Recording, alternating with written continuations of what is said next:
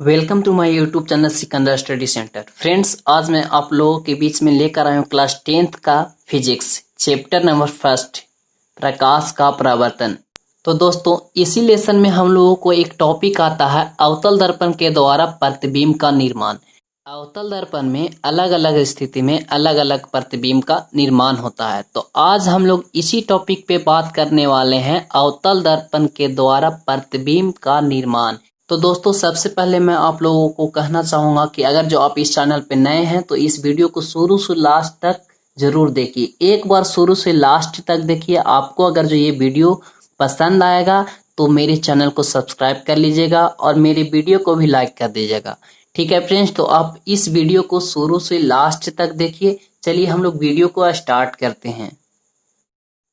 तो दोस्तों, अवतल दर्पण के द्वारा प्रतिबिंब बनाने के लिए आपको क्या क्या लेना है। आपको सबसे पहले एक स्केल ले लेना है, उसके बाद एक डिवाइडर ले लेना है या तो चूड़ी ले लेना है, और एक पेंसिल और रबर और कटर ले लेना है। ठीक है फ्रेंड्स, उसके बाद आपको फिगर बनाने में कोई भी दिक्कत नहीं होगा। बहुत ही आसान तरीका से आप फिगर को बना सकते हैं।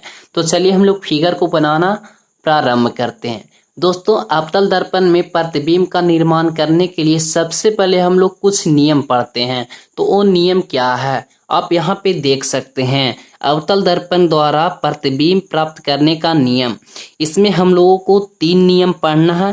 पहला नियम है रूल नंबर 1 है, अवतल दर्पण के प्रधान अक्ष के समानांतर आने वाली प्रकाश की किरणें परावर्तन के बाद फोकस से होकर गुजरती है।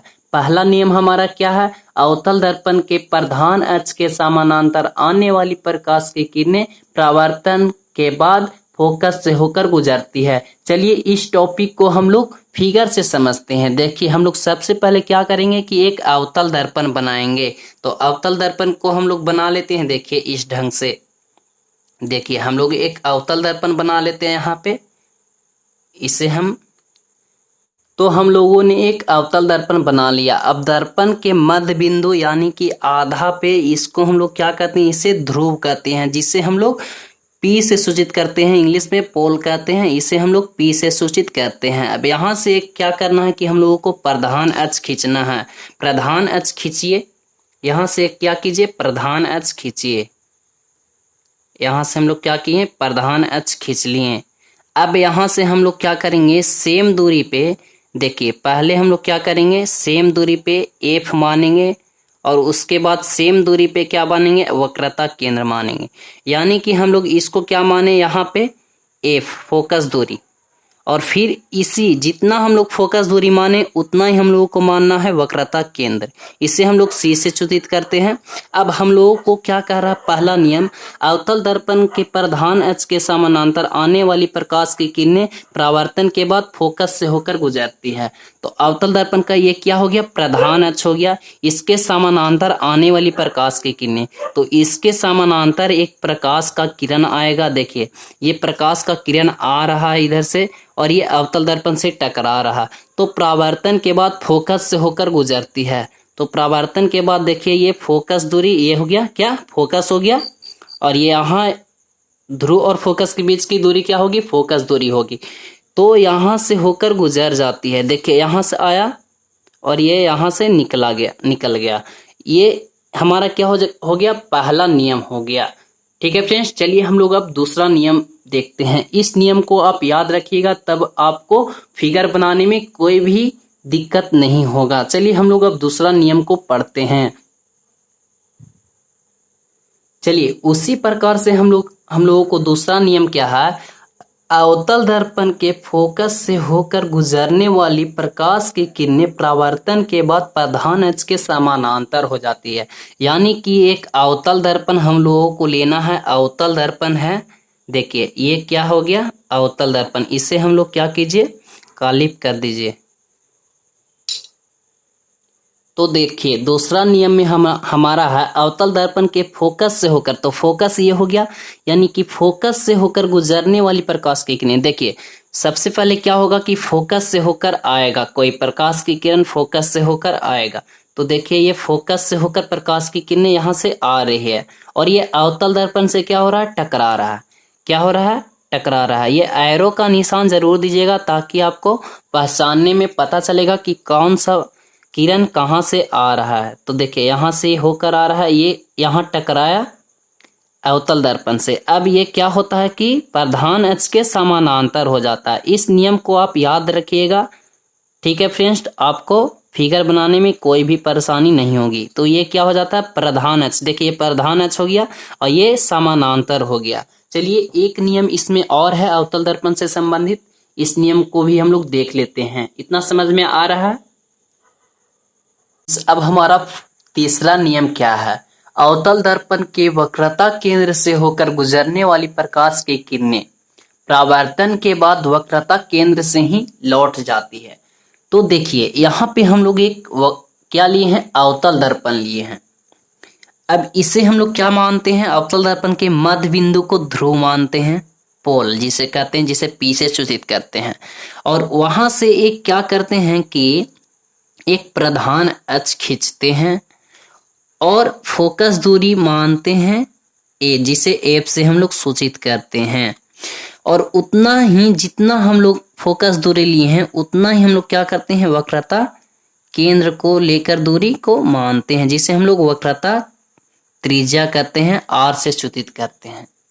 ठीक है फ्रेंड्स, देखिए अब यहाँ पे हमारा क्या कह रहा है, अवतल दर्पण के वक्रता केंद्र से होकर गुजरने वाली, तो वक्रता केंद्र ये हो गया, यहां से होकर गुजरने वाली प्रकाश की किरणें, देखिए ये आ रहा है इधर से प्रकाश की किरणें, ये अवतल दर्पण से टकराया, यहां से आ रहा है प्रकाश की किरणें, ये टकराया, टकराने के बाद क्या होता है कि वक्रता केंद्र से ही, मतलब जिस माध्यम से आता है उसी माध्यम से लौट जाता है। वक्रता केंद्र से होकर आया और फिर उसी माध्यम से लौट जा रहा है।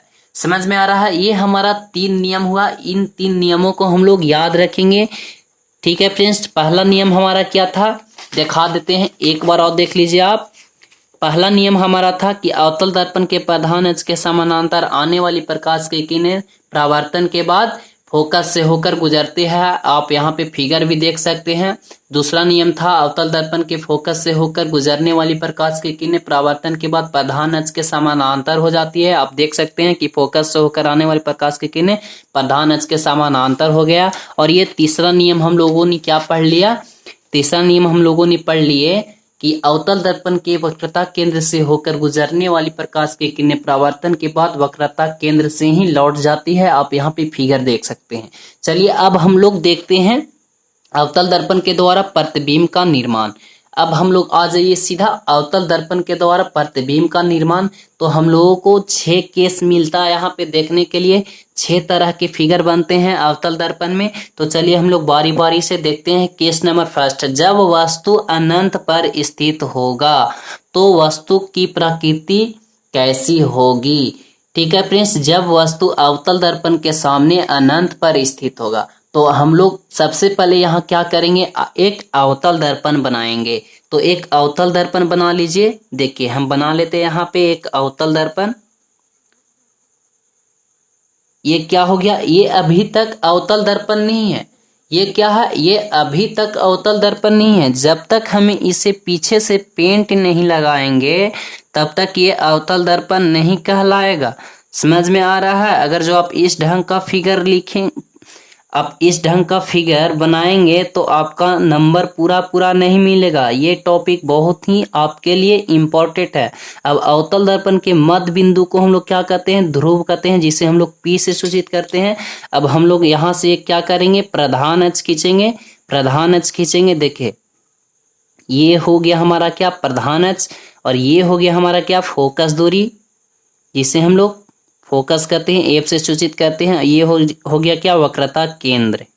क्या हो गया, ये वक्रता केंद्र। अब क्या कर रहा है, जब वस्तु अनंत पर स्थित होगा, अनंत पर स्थित होगा तो उसका प्रतिबिंब कहाँ बनेगा, कैसा बनेगा। तो अनंत पर स्थित होगा तो हम लोग क्या करेंगे, देखिए अनंत कहाँ है कोई पता नहीं। तो अनंत से देखिए यहाँ पे आ रहा है उसका फिगर का क्या आ रहा है, ये किरण आ रहा है अनंत से। और देखिए हम लोग पहला नियम क्या पढ़े कि जब कोई प्रकाश की किरणें प्रधान अक्ष के समानांतर आती है तो फोकस से होकर क्या होती है, गुजर जाती है। तो ये क्या होगा, किरण की फोकस से होकर गुजरेगा। समझ में आ रहा है। उसी प्रकार से एक और हम लोग क्या करेंगे, अनंत से आएगा हमारा प्रकाश की किरणें। देखिए ये अनंत से आएगा और ये अवतल दर्पण से टकराएगा, ये फोकस से होकर गुजरेगा। कहाँ से होकर गुजरेगा, फोकस से होकर। देखिए एरो का निशान जरूर लगाइएगा, एरो का निशान दीजिए यहाँ पे। तो अवतल दर्पण में जब वस्तु अनंत पर स्थित होता है तो उसका प्रतिबिंब कहाँ बनता है, फोकस पे बनता है। देखिए उसका प्रतिबिंब कहाँ पे कट रहा है, तो फोकस पे कट रहा है। तो कैसा बन रहा है, इसकी प्रकृति क्या होगा, तो देख लीजिए आप। जब अवतल दर्पण में वस्तु का प्रतिबिंब अनंत पे रहेगा तो वस्तु का प्रतिबिंब बनेगा। पहला क्या होगा कि फोकस पे वो बनेगा। देखिए यहाँ पे फोकस पे कट रहा है तो फोकस पे बनेगा।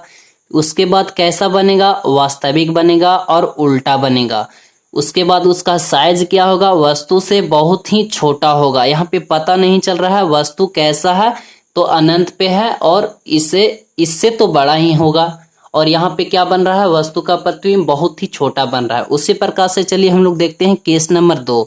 तो केस नंबर 2 में हमारा क्या है, जब वस्तु, देखिए जब वस्तु अनंत और वक्रता केंद्र के बीच स्थित होगा तो उसका प्रतिबिंब कैसा बनेगा, कहाँ बनेगा। तो चलिए इसको हम लोग फिगर के द्वारा समझते हैं। ठीक है फ्रेंड्स, तो हम लोग प्रतिबिंब बनाने के लिए सबसे पहले क्या करते हैं, अवतल दर्पण बोल रहा है तो अवतल दर्पण एक बनाते हैं। देखिए यहाँ पे हम लोग एक अवतल दर्पण बना लेंगे। ये हो गया क्या हमारा अवतल दर्पण। इसे हम लोग क्या करते हैं, पीछे से पेंट कर देते हैं, तब हमारा क्या अवतल दर्पण बनता है।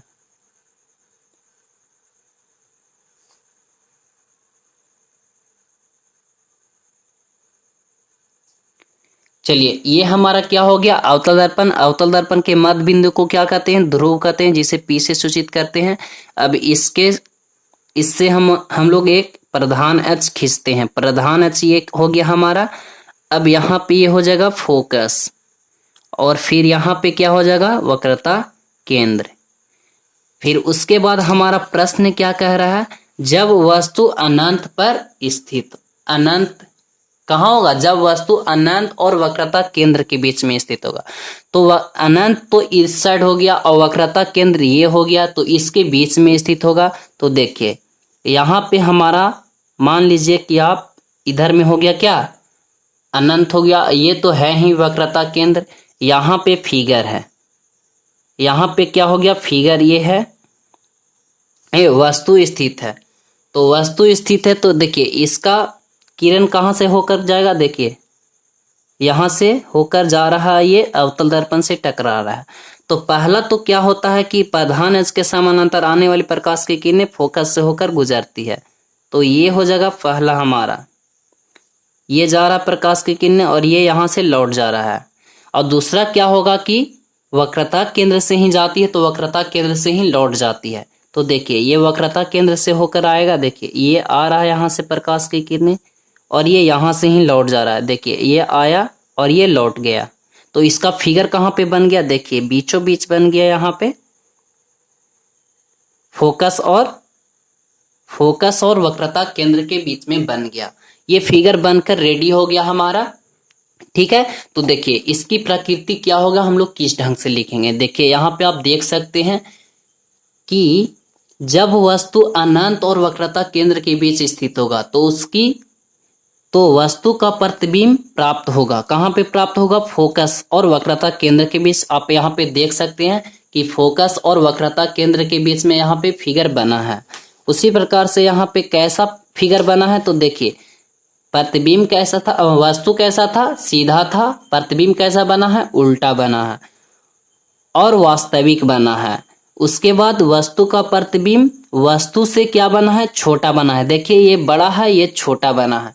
ठीक है फ्रेंड्स, समझ में आ रहा है। चलिए हम लोग केस नंबर 3 में देखते हैं। इतना समझ में आ रहा है। तो चलिए केस नंबर 3, जब वस्तु वक्रता केंद्र पर स्थित होगा तो वस्तु का प्रतिबिंब कहाँ बनेगा, प्रतिबिंब की प्रकृति क्या होगी। चलिए सारा डिटेल हम लोग इसमें लेंगे। सबसे पहले क्या करेंगे, अवतल दर्पण में बोल रहा है तो एक अवतल दर्पण का प्रतिबिंब हम लोग बनाएंगे। क्या करेंगे, एक अवतल दर्पण बना लीजिए। यहाँ पे हम लोग एक अवतल दर्पण बना लेते हैं सबसे पहले। तो चलिए केस नंबर 3 में हमारा क्या था कि ये एक अवतल दर्पण रहेगा, उसमें वक्रता केंद्र पर वस्तु स्थित रहेगा। तो प्रतिबिंब कहाँ पे बनेगा, उसकी प्रकृति कैसे होगी, हम लोगों को बताना है।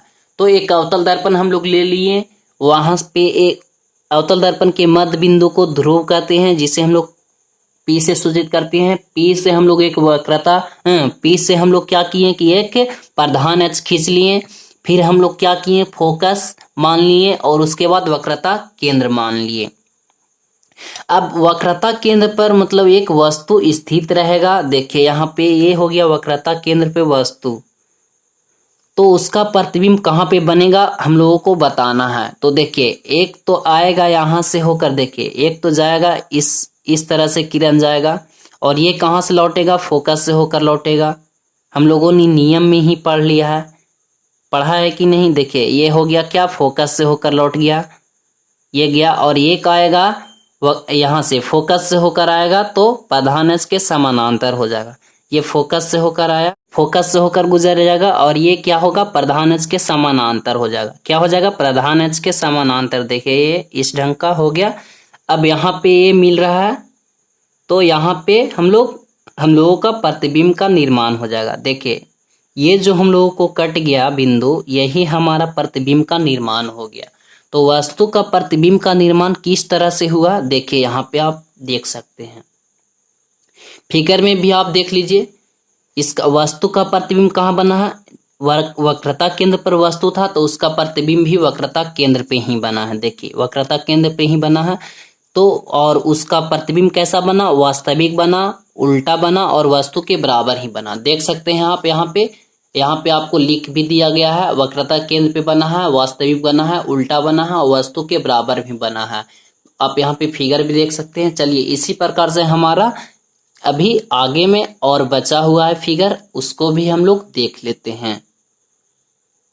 चलिए केस नंबर 4 में हमारा आता है, जब वस्तु वक्रता केंद्र और फोकस के बीच स्थित होगा तो प्रतिबिंब की प्रकृति बताएं। यानी कि अवतल दर्पण में जब वस्तु को वक्रता केंद्र और फोकस के बीच में रखा जाएगा तो उसका प्रतिबिंब कहाँ बनेगा, कैसा बनेगा, छोटा बड़ा कैसा बनेगा, हम लोगों को बताना है। तो चलिए हम लोग एक अवतल दर्पण सबसे पहले हम लोग लेते हैं।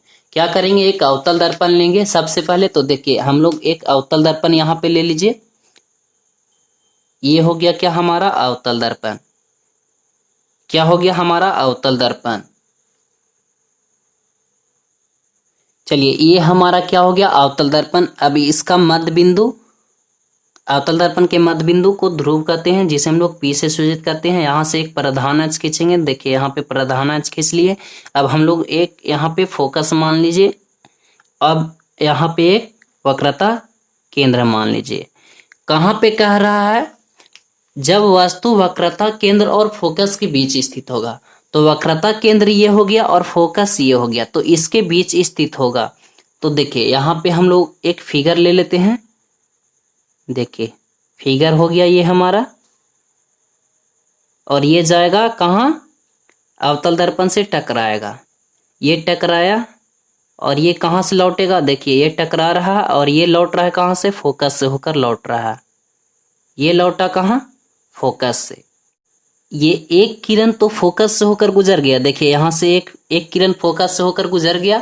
अब दूसरा किरण क्या होगा कि ये वक्रता केंद्र से आएगा। ये यहाँ से कटा, यहाँ पे आएगा, वक्रता केंद्र से आएगा। देखिए ये वक्रता केंद्र से आ गया। ये कहाँ पे मिला, यहाँ पे मिल गया। देखिए यहाँ पे मिल रहा है। अब यहाँ पे क्या होगा, फिगर का निर्माण होगा। देखिए प्रतिबिंब का निर्माण हो गया ये। अब इसकी प्रकृति क्या होगी, हम लोग कैसे लिखेंगे। तो देखिए यहाँ पे लिखा हुआ है आपका, तो वस्तु का प्रतिबिंब वक्रता केंद्र सी और अनंत के बीच बनेगा। देखिए यहाँ वक्रता केंद्र ये हो गया और ये अनंत हो गया, इनके बीच में बन रहा है वस्तु का प्रतिबिंब। कैसा बन रहा है, वास्तविक बन रहा है और उल्टा बन रहा है, वस्तु से बड़ा बन रहा है। तो देखिए वस्तु यहाँ पे कितना छोटा है और प्रतिबिंब कितना बड़ रहा है, तो वस्तु से बड़ा बन रहा है ना। तो आपको ये समझ में आया। चलिए हम लोग अगला केस नंबर अगला लेते हैं। समझ में आ रहा है। तो चलिए अब हमारा केस नंबर 5 में आता है, जब वस्तु फोकस पर स्थित होगा तो प्रतिबिंब की प्रकृति क्या होगा। सबसे पहले हम लोग एक अवतल दर्पण बनाते हैं। अवतल दर्पण बना लीजिए आप। देखिए ये हो गया क्या, अवतल दर्पण। इसे हम लोग क्या करते हैं, पीछे से पेंट कर देते हैं। क्या करते हैं? पीछे से पेंट कर देते हैं।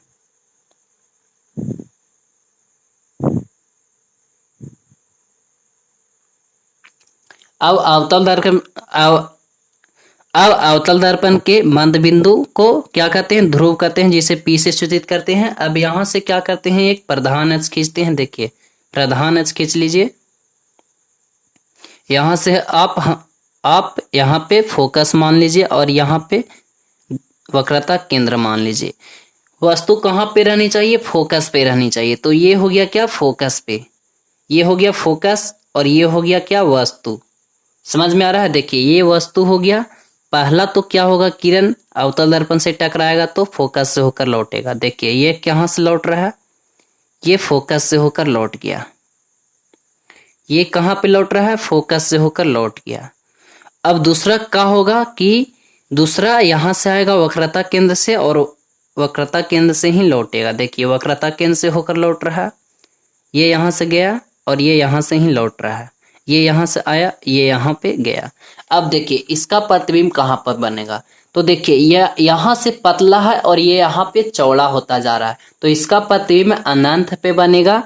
देखिए यहाँ पे हम लोग लिख चुके हैं। तो वस्तु का प्रतिबिंब अनंत पे बनेगा, वास्तविक बनेगा और उल्टा बनेगा, वस्तु से बहुत ही बड़ा। आप यहाँ पे फिगर में भी देख सकते हैं। देखिए कहाँ पे बनेगा? अनंत पे बनेगा, क्योंकि यहाँ से पतला होकर ये सीधा चौड़ा हो रहा है। ये अनंत पे बनेगा, वस्तु से बहुत ही बड़ा बनेगा। देखिए यहाँ पे कितना है स्पेस? इतना है, और यहाँ पे कितना है? बहुत ज्यादा है, तो बहुत ही बड़ा बनेगा। चलिए केस नंबर 6 में हम लोग देखते हैं। तो केस नंबर 6 हमारा क्या है?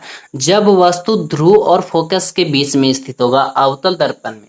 तो चलिए एक हम लोग अवतल दर्पण बना लेते हैं सबसे पहले। तो चलिए यहाँ पे एक अवतल दर्पण बना लिए हैं। अवतल दर्पण के मध्य बिंदु को ध्रुव कहते हैं, जिसे P से सूचित करते हैं। यहाँ से एक प्रधान अक्ष खींच लिए। देखिए यहाँ से एक प्रधान अक्ष खींच लिए हम लोग। अब हम लोगों को यहाँ ये मान लीजिए हम लोग फोकस और ये मान लीजिए वक्रता केंद्र। हम लोगों को कहाँ पे रखना है? ध्रुव और फोकस के बीच। तो ध्रुव ये हो गया और फोकस ये हो गया, तो इसके बीच में हम लोगों को रखना है क्या? वस्तु को रखना है। देखिए ये वस्तु रख दिए यहाँ पे। पहला क्या होगा कि ये यहां से जाएगा। क्या होगा? ये यहां से जाएगा और ये कहां से लौटेगा? ये जाकर सीधा फोकस से होकर लौट जाएगा। फोकस से होकर लौटा और ये इधर में प्रतीत होगा लौटता हुआ।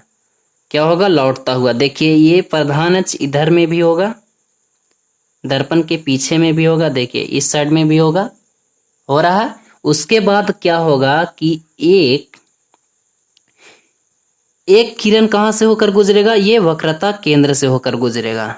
कहां से होकर गुजरेगा? देखिए ये हो गया वक्रता केंद्र और ये हो गया वस्तु। तो यहां से होकर ये गुजरेगा और ये इधर में प्रतीत होगा निकलता हुआ। तो इसका देखिए कहां पे कट गया? यहाँ पे कटा, तो यहीं पे हमारा क्या बनेगा?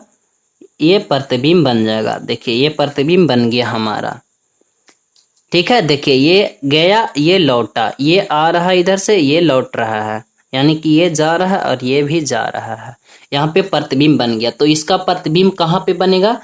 तो देखिए अवतल दर्पण में ध्रुव और फोकस के बीच में स्थित होगा कोई वस्तु, तो उसका प्रतिबिंब दर्पण के पीछे। देखिए ये दर्पण हो गया और इसके पीछे प्रतिबिंब बन रहा। काल्पनिक देखिए पांच केसेस में हम लोग देखें कि उसका प्रतिबिंब वास्तविक बन रहा है, लेकिन इसमें हम लोगों ने देखा कि काल्पनिक बन रहा है, क्योंकि ये दर्पण के पीछे बन रहा है और ये सीधा बन रहा है, वस्तु से बड़ा बन रहा है। तो पूछेगा आप लोगों से ऑब्जेक्टिव में, वैसा कौन सा दर्पण है जिसमें वास्तविक एवं काल्पनिक दोनों प्रतिबिंब बनते हैं? तो हो जाएगा आपका अवतल दर्पण। ठीक है फ्रेंड्स, ना कि उत्तल दर्पण और ना ही समतल दर्पण। आपके लिए एकमात्र ऑप्शन सही होगा तो अवतल दर्पण होगा। अवतल दर्पण में ही वास्तविक और काल्पनिक दोनों प्रतिबिंब का निर्माण होता है। तो आप लोग याद रखिएगा। आपको अगर जो ये वीडियो आपको अच्छा लगा तो मेरे वीडियो को लाइक कर दीजिएगा और मेरे चैनल को सब्सक्राइब करना ना भूलिएगा। तो ठीक है फ्रेंड्स, चलिए मिलते हैं नेक्स्ट वीडियो में। आज का वीडियो यहीं पे समाप्त करते हैं। चलिए अगला वीडियो में हम लोग देखेंगे उत्तल दर्पण के द्वारा प्रतिबिंब का निर्माण। आज का वीडियो यहीं पे समाप्त करते हैं। बेस्ट ऑफ लक, डाई एंड लिख देते हैं।